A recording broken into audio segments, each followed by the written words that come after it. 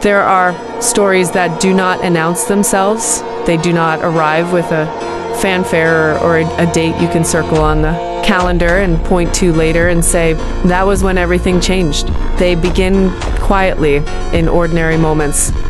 A morning at a window, a letter on a screen, a family crowding into a narrow hallway, and only later, when you are standing at a completely different threshold with a completely different understanding of yourself, do you look back and realize that was where it started, that small.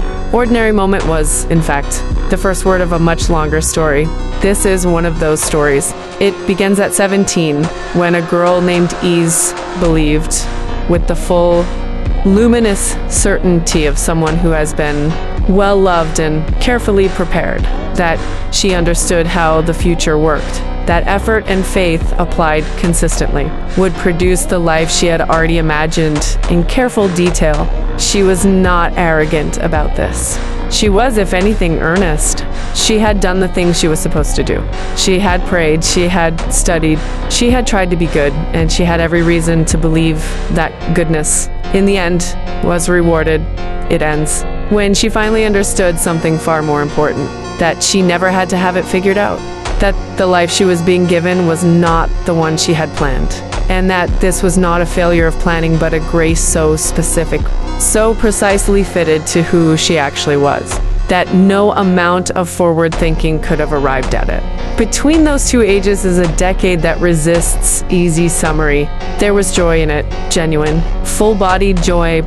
There was the kind of effort that grinds slowly through your reserves until you discover depths of yourself you did not know existed. There was friendship that felt like oxygen, the kind you only recognize as essential when it is present, because it has always been there, because you cannot imagine breathing without it. There was heartbreak that arrived without warning and left without explanation. There was a God who, she would say later, with the particular certainty of someone who has tested a thing against real difficulty and found it still standing. Never looked away, not once, not even in the seasons when she could not feel him looking. She did not always see him, but he was always there.